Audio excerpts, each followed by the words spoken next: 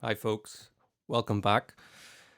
As my friend Stan the Alaskan would say, it's ginger time. Listen, thank you very much for your positive words and kind feedback in especially the last couple of ginger videos. I did Who's Going to Be One as the most recent one, and I had done Mediator just before that. So I'd mentioned the fact that the official ginger channel and Eugene had both shared my breakdown of Mediator. So if you guys are happening to catch the breakdown of Wallflower, you guys are sensational. I've been enjoying everything so far, and big thank you for sharing my video. Like, it blew me away. So yeah, it's just unreal. Really looking forward to the album. And at the moment, here in the UK, it's 2:55, just over, because it says there will premiere in 4 minutes. So we're going to do this as another premiere. Starting to get the butterflies coming in. So I think I can probably nip out for another quick smoke, and then I'll see you again, a kind of quick edit, and we'll be ready for the video. Premiere will begin shortly. Here we go.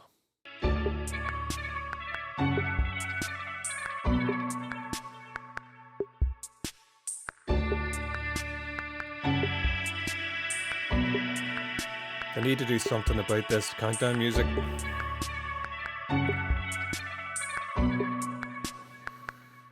It's brutal. Okay, here we go. Let's count down. 10, 9, 8, 7, 6, 5, 4, 3, 2, 1.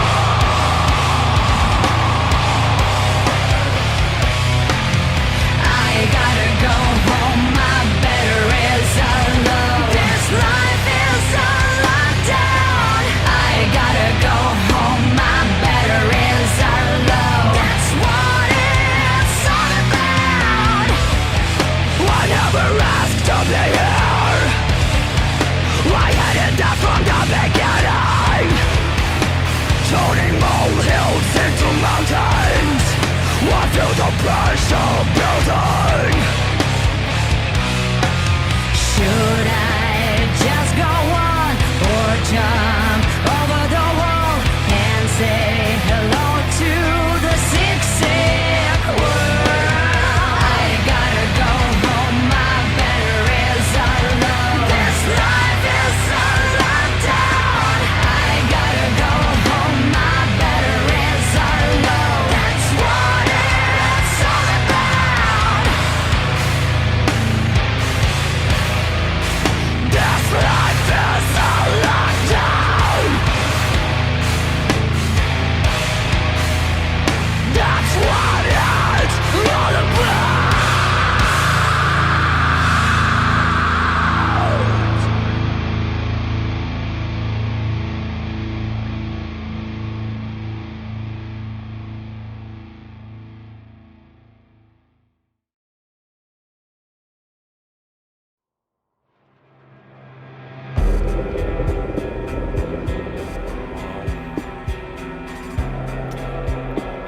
Really like that.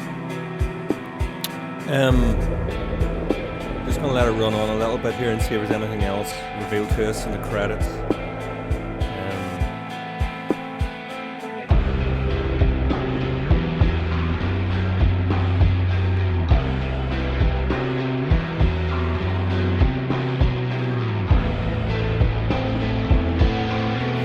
Even like this outro, you know, during the credits scene, we've got the music still running.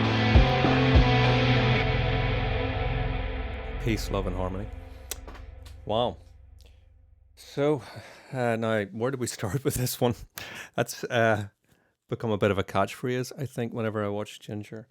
I think it's applicable pretty much with every video. Now, how do I go back on this? Okay. So, let me hang on to find a bit where the video starts. And I'll get it primed. And I'll give you some impressions and then we'll run it through again and see what else comes to me. So I'm going to full screen this again. Okay, so I guess the very first thing, although my brain was trying to work out specific technical things like, you know, I know we were in a 5/4 kind of time signature for a lot of the piece. I did move around a little bit, you know, a couple of places where I came out of that. So I was kind of feeling like, though I would normally listen to a piece, you know, which is trying to figure out, I guess, structurally what's going on, you know, how many beats, chord progressions, that kind of stuff. But I felt myself getting really pulled into the video, which is kind of ironic in that I think the most recent video I had reacted to was Winter Sun, and it was the first time and the only time that I've only ever heard Winter Sun. Anyway, I mentioned that because during that video I mentioned about the fact that I actually found the video somewhat distracting because it was a playthrough. And in that song, if you're familiar with that song, or if you're not familiar with that song, I should say, despite the playthrough being the guitars, the vocals, and the bass, that's what you've seen on screen. There was so much more going on behind the scenes in terms of there were female vocals, there was a lot of orchestration and different things. And I talked about the video being a bit of a distraction because it's hard to kind of, if your ears are trying to figure out everything that's going on, but you've got a close-up shot of a guitar or whatever. So it's kind of ironic. I was saying that, you know, although I did enjoy that, I've really enjoyed that video. I just brought up the topic of, you know, listening to music and music with video versus music without video, and how you get different experiences with or without video. So, prefacing what I'm about to say with all of that, which is, I actually really enjoyed the video in this one in the sense that it seemed to be there was a lot of symbolism and different things happening in there. It was nice to see the band doing a little bit of acting, you know. So, I mean, there's so much going on there when you're trying to watch, thinking about different themes that you're seeing visually and then trying to dissect the music. It is a bit much, I think, really, to try and do all of that in one go. But here I am. I'm doing my best to try and get all of that. So there's certain things that jumped out to me. So we started off with the black and white. Apart from red, you know, so we had red roses, we had the red lipstick, red skirt. I wonder what red is symbolizing in this case. Is it, I think red in films can tend to be sort of symbolic of sex, lust and different things like that. Or it's actually also getting ideas of violence. It's thinking of the red with blood and so on. And then obviously as the video got on, there was guns and so on. So I think in terms of the actual video, which is kind of like a mini film, you could probably try and decipher actually the themes and different things that were going on there visually. I don't know if I'm going to be able to do that on my first go here. But, we've got the wolves on the wall, the black wolf versus the white wolf, themes of good, evil and good, I'm guessing. And then I caught lyrics later on where she was talking about lockdown. I mean, I don't know whether it's as on the nose as referring to COVID. It seems to be, I would imagine most people listening to that when they hear the words lockdown, we're all tuned into the way the world has been for the last couple of years now with this. So that kind of came at the time she took out the two Uzis. I think they were Uzis anyway. I can thank my childhood watching 90s, like 80s and 90s action horror films and stuff, But she brought those out of a briefcase and she started to fire on the band. What you would expect would be her family, her backup, her friends, all the rest of it. And yet, she was firing upon them. So I'm thinking, why is she acting out against something that, what's prompting her to put violence towards them? And then also, I guess I got symbolism from the bullets. They were impenetrable in that sense. She couldn't destroy them. And then it kind of, I feel like we were kind of left on a more positive note at the end. We kind of zoomed into the white wolf and there was this smile and relief and so on. So it felt like things went good, although there was the black wolf again at the end, and then this sort of little horror trope of the picture frame wobbling as if to say that the evil is not completely gone yet.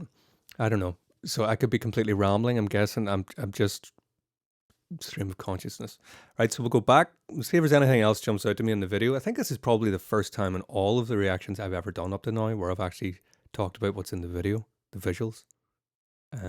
Certainly ahead of the music. So that's interesting, and that might be something you don't like, but I just go with my gut instinct when I do these. It is what it is. When it's a reaction, you don't script it out. You go with whatever comes into your mind. So that's the first thing I wanted to talk about. And we'll go into the music as well. So here we go. Let's see what happens. With the footsteps, the first thing before we even got Tatiana coming on screen there, I got a sense that the foot steps were providing like a rhythm. And then I think it changed as it got on. So I don't know if there's anything to that or not. I don't know if it was just me looking for something that wasn't there or not, but I thought it was kind of interesting that the footsteps kind of sounded rhythmic. I guess they are anyway. That rhythmic doesn't sound like equals steps. It kind of sounds like it almost sounds like that's being manipulated to sound like a beat.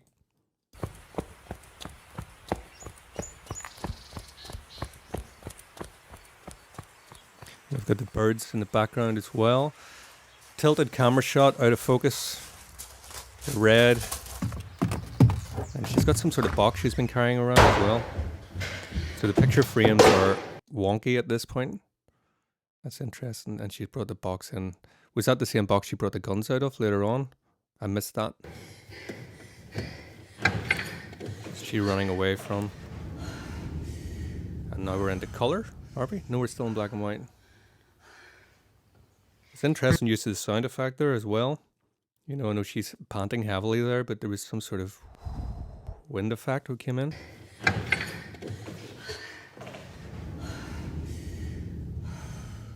Was that something to do with what was in the background? Was there something through that door? Bit ominous that, wasn't it? And then we come in with the bass.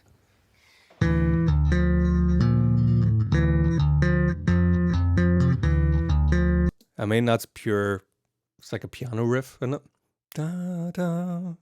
I can imagine playing that straight away on the piano there. I love the fact that, you know, Eugene is sort of doubling up as the bassist and the keyboardist at once with the tapping on the neck.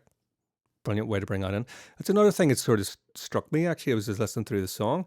I felt like most of the song was being driven by, in terms of the instrumentation, I felt most of it was being driven by the bass and the drums.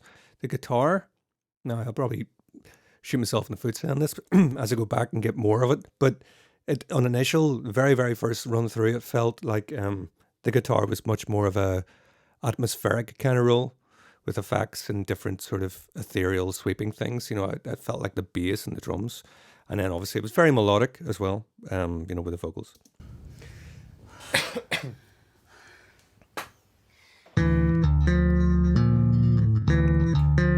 4, 5, 1, 2, 3, 4, 5, 1, 2, 3, 4, 5. You could call it 10, I guess, but I always feel it's more common that it would be in 5. So she just fixed the picture frames there. At least the black frame at the moment is stable, and the white one is angled. Is that evil is winning at the moment, and she's going to try and rectify that by fixing the good side. Stay in, you can be alone. Stay in, you can feel like home. Breathe in, it's a place where you belong. No one does you wrong. Your kids. That's really unexpected change there, isn't it? You know? Is it just me, or we're getting a lot of Japanese kind of vibes? And we've got like a kimono on. She's bringing out the tea, even the vases with the big flowers. There seems to be a lot of like a Japanese kind of feel to this. It's a place where you belong. No one does you wrong. Your castle is your fortress where you can lick your wounds. So your castle is your fortress where you can heal your wounds. Is that what you said? So again, I guess that would tie in with lockdown themes. You know, us, you know, we're all locked down. We're in our homes, and that's our castle. That's our safe spot. You know, without that, you know, God knows what would be happening. I don't know if I'm too on the nose with this. I'm not. I would never proclaim to be the best in terms of interpreting lyrics. I just do my best. Don't normally even deal with the lyrics, but I kind of feel like with a lot that's happening in instrumentation, I've talked about similar things in previous videos, so maybe just explore different ideas and different things come to me in this one.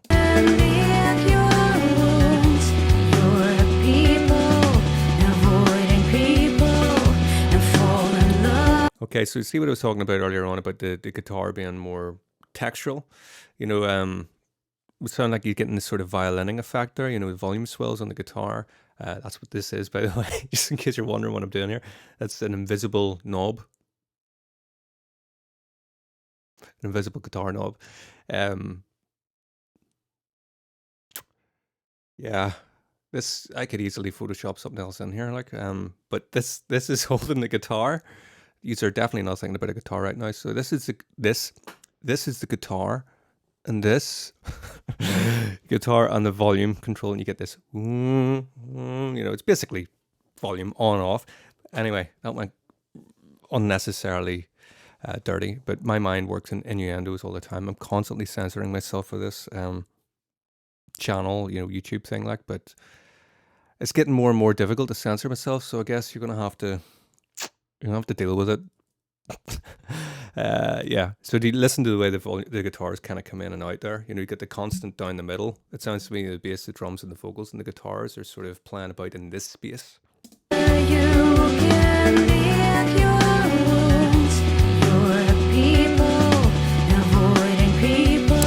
What you doing on the ground?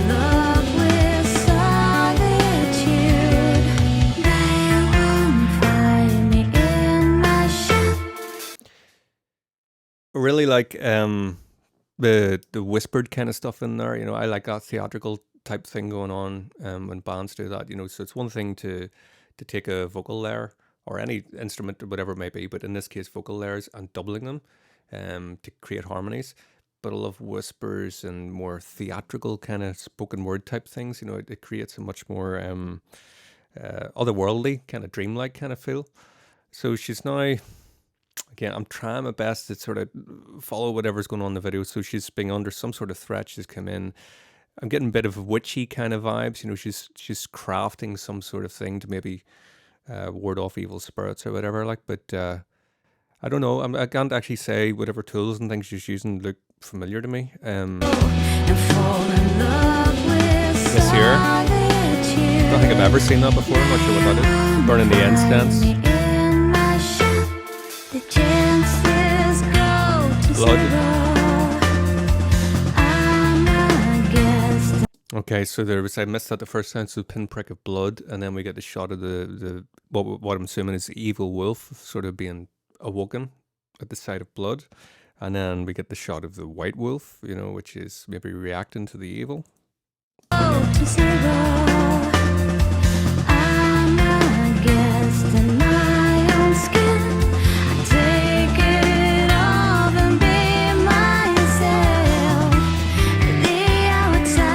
The red again.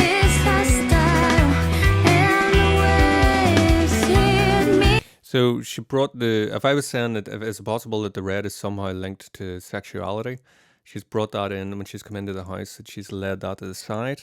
That's been taken off, and she changed clothes as well into the kimono. And talked about your home as your fortress. So is there some sort of sexual threat from outside or what else? I don't know. It's also possible that there is no answer to this. You know, I'm a big David Lynch fan amongst other, you know, directors. I'm a big movie buff. You probably can't see from where this is, but you can see my CDs there.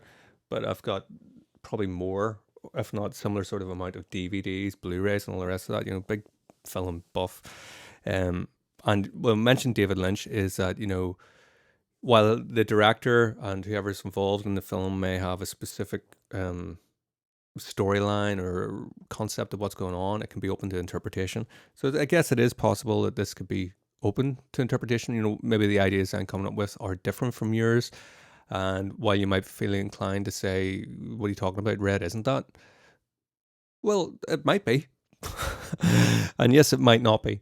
But that's part of the beauty, I guess, of everybody watching something and getting ideas of whatever's happening, and, you know, everybody can kind of take away something from themselves. So I'm taking a wee bit of time today to go into it, because the video struck me as quite artistic, and I like to sort of discuss themes, certainly in films, and talk with friends about, you know, their ideas about films and so on. I've just never done it so far on a music reaction.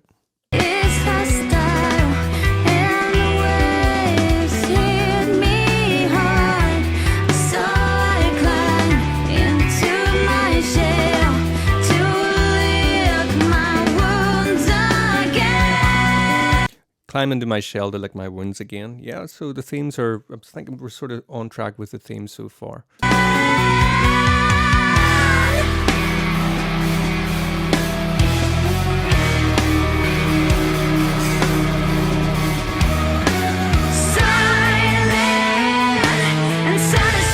It's also possible the band are not the band, if you know what I mean. Maybe the band are there, symbolic of something else.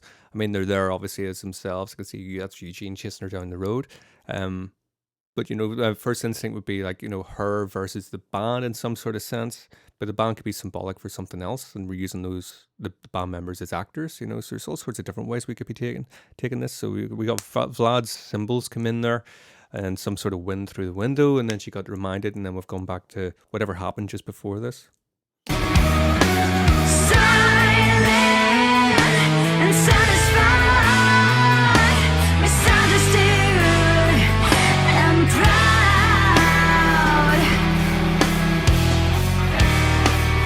That's a very unusually constructed chorus, if we can call that a chorus.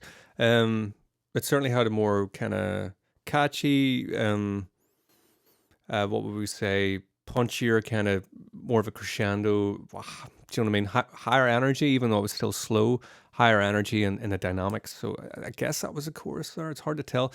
The actual strong song structure struck me as quite freeform at first. You know, I talk about it first. It's still at first, really, because I only heard the song once.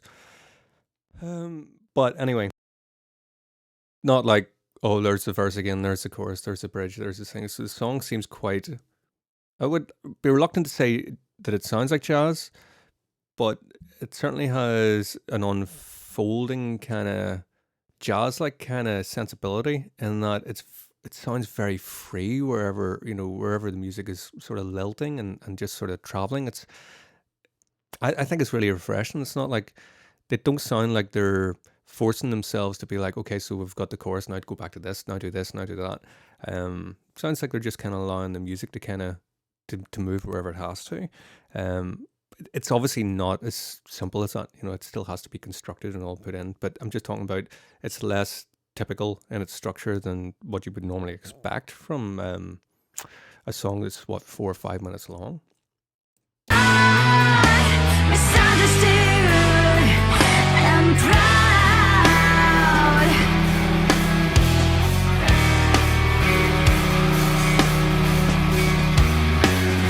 Well, so why did he stop chasing her when she looked at him? So what does that mean? When she finally turned around and looked at him, he stopped. There's something symbolic there as well.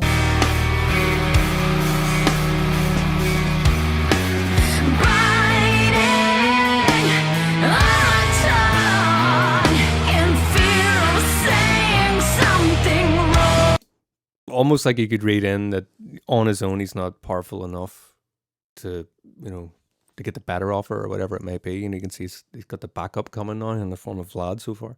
In fear of saying something wrong. My circle of all friends. So there's us moving from what sounds like 5/4 into what might be 6/4.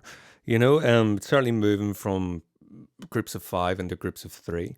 I'll maybe run that back to show you. You're maybe picking that out yourself anyway, but I'll show you what I mean. In fear of saying something wrong. 3, 4, 5. 1, 2, 3, 4, 5. 1, 2, 3, 4, 5, 6. 1, 2, 3, 4, 5, 6. 1. Back to 5.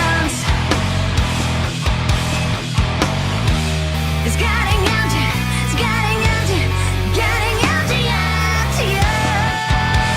Must say, now I take an opportunity here since some of you have filled me in there in the songwriting process. That it typically sounds like Tatiana comes in at the end with the melodies and the lyrics after what the guys have provided with the instrumentation. So that tells me that although I probably spend a lot of time talking about more of the instrumentation and the vocals, because I'm an instrumentalist, I guess. I just feel that that's my wheelhouse. I must really give a shout out to Tatiana here, because it's easy to say that, it's one thing to craft vocals, poetry. It's another thing to create melody. And then to have those two things, and then to have the powerhouse vocal on top, and then to have the charisma on top. You could just pile on top of the amount of skills that she has. So although I kind of fawn over and gush a little bit over the likes of Vlad and Eugene on the bass, and even Roman, I probably don't give Roman enough praise. It's probably because I'm a guitarist myself, so I can kind of relate to much of what he's doing. Whereas I feel like with the bass and drums, I can kind of pass myself on those instruments, but I'm not a bassist or a drummer. Anyway, I have to say with Tatiana, not only does she have the lyrics, it would be nice to see the lyrics in this one, because I'm getting some of the lyrics coming through, because it's more decipherable. Then when screaming and so on, it's very hard to tell what she's saying. Sometimes you get it, sometimes you don't. But her melodic choices in the space. If you think about this, imagine you'd been handed this as a demo, without any melody. To choose the melodic lines that she does. She obviously has a very good knack, not only for all of those things we talked about, but actually putting melody over very complex, dissonant music. It's not typical major minor scales in a lot of places. Maybe she does have formal training in the sense that she understands different modes and so on, how to construct that. Maybe she does it on a kind of an intuition, based on just her, if she's got such an inner ear for music. There's lots of musicians that can write music without really knowing much in the way of theory. You don't have to know that to be able to write it. but it'd be interesting. She's obviously very, from somebody who does understand theory and that's studied music and so on. It's very clear to me that she has a very, very deep understanding of how to construct melody, especially over very difficult. That'll be very difficult music to write a melody over. And not only can she write the melody's beautiful. That's what I'm trying to say. Really beautiful lines. It's getting empty, it's getting empty, getting empty, emptier. Something a bit bluesy. Da-na-na-na-na. Bit bluesy in there, yeah. Getting empty, emptier. And I don't really wish for you. Back to black and white. Is there significance with the number 21? Would that be 2021 possibly? For anybody into film, this is probably a basic type of thing. If you're not really into films, you might think, why is he talking about the number on the door? Because that's not an accident that number's on the door. Somebody has either, unless it just happens to be shot in a house that happened to have 21, the chances are that 21 is significant of something. I wonder, would it be the year 2021 as opposed to 2020? I don't know. That's the first way I could tie that number to something significant.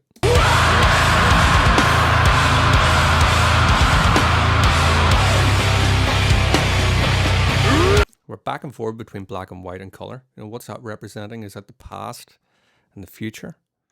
Is the black and white stuff with the band, is that the threat of the virus?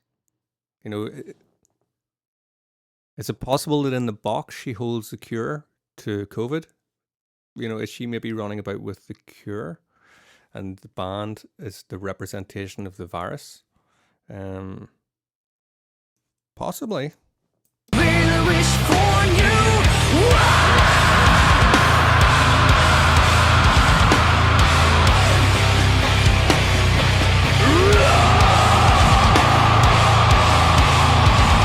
I don't know what that symbol is. Anybody? Is that something, is that like some sort of iconography from the band? Or does that represent something else? Could that be like paganism, witchcraft, something like that? I don't know it, but it's a symbol for something.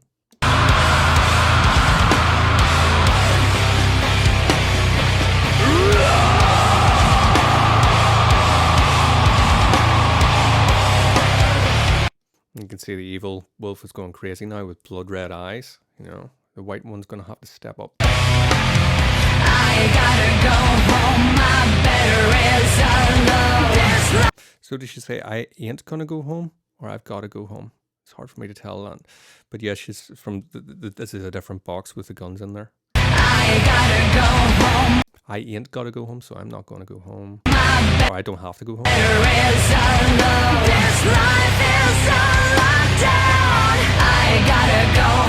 When they say about I ain't going to go home, were the band, did they spend lockdown at home in Ukraine, or did they have to stay somewhere else? Did it happen to be whatever country they were in at the time? Did they have to stay there and they weren't allowed to go home? Am I reading too much into it? Is it something else?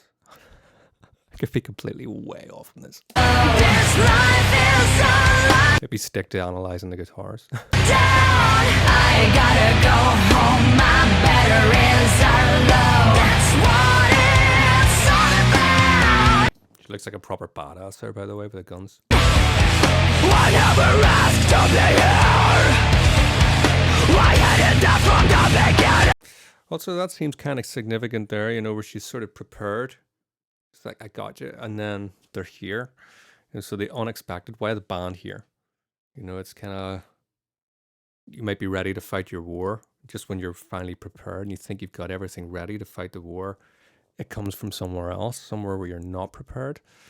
So it could be a kind of bleak outlook on this whole COVID thing, that despite the vaccines and the different things that are being implemented to sort of give us some sort of positivity for the future so we can fight it, that despite our efforts to be ready for it, it's always going to come from behind or, catch us off guard. But, could be quite nihilistic in that sense. What it's all about. I never asked to be here. I had it from the beginning. It's also something that struck me the first time I watched it through the uniform of the band. They're all in white, and that instantly made me think of like doctors, like doctors' robes. Um, there's the whole medical kind of thing. Like, might not be. Again, it's just the instinct that came to me. I never asked to be here. I hated that from the beginning. Turning molehills into mountains. I feel the pressure building. There was somewhere coming up. I think it was around about this point where we got the lovely offbeat cymbal again. I think I heard, was it Vortex we heard that? I think I pointed it out in Vortex. Love that. Good shot of Eugene there going, oh, yeah. That from the beginning. Turning molehills into mountains. I feel the pressure building. Should I just go on or jump over the... Brilliant. Nice acting from the band here, I have to say. Even the wee sort of wicked look from Vlad, like, you're not going to be able to kill us, What are the band symbolizing here, Is it something like the virus?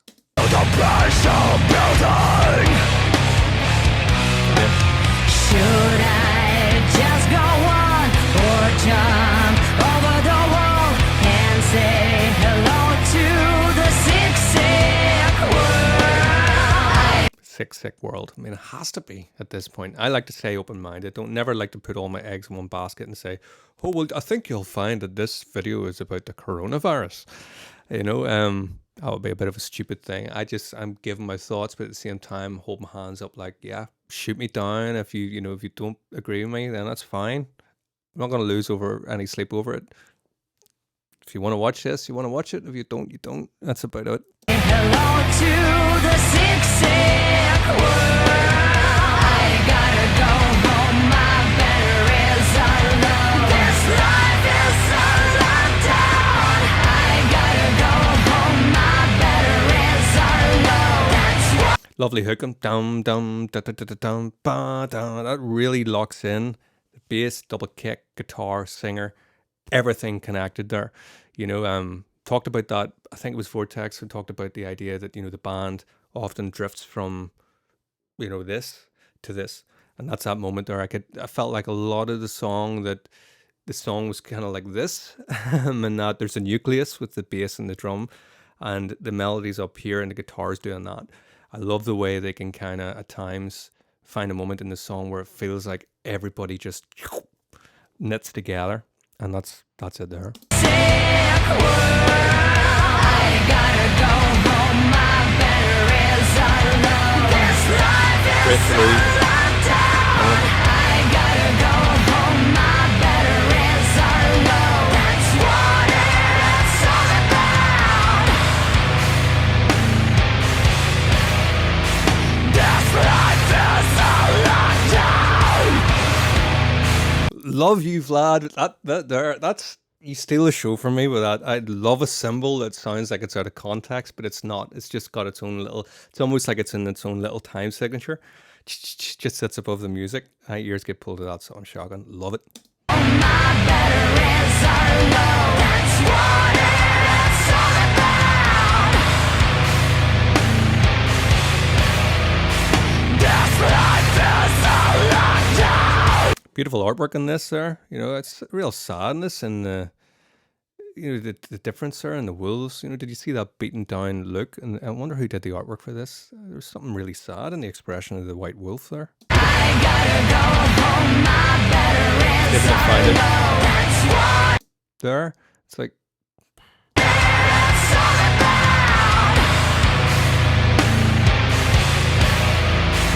oh, it was there, sorry. Yeah, that was it, head down. Like, ooh, we're not gonna win. And it's almost like she's looking to that for salvation, pinning her hopes on that. It's not looking good at this point. This life is a lockdown. Back to the symbolism. That's what it's all about.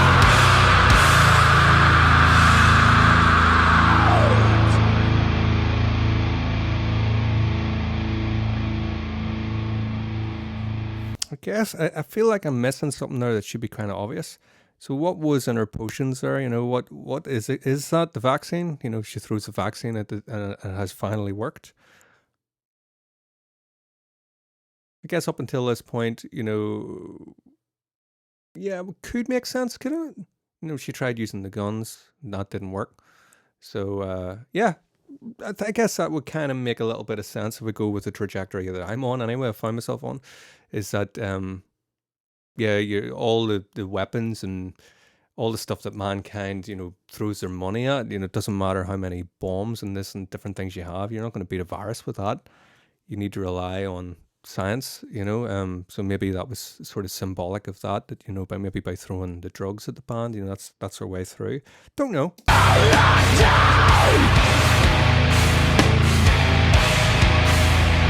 That's what it's all about.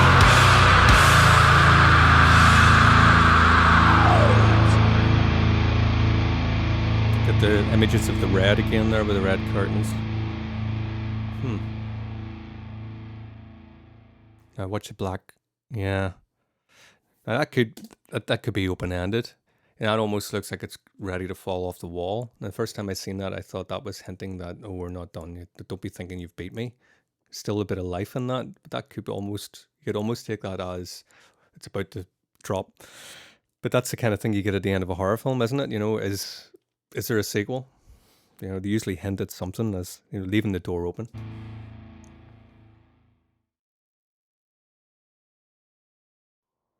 That was class for me. I realized I probably talked mostly about the visuals and so on, but hey, that's my channel. I can talk about whatever I want, all right? So listen, I hope you enjoyed this. I hope you've got a sense of humor. You'll enjoy this much better if you have a sense of humor and don't take it too seriously, Anyway, really looking forward to this album. Thanks for watching, and I'll see you all again next time.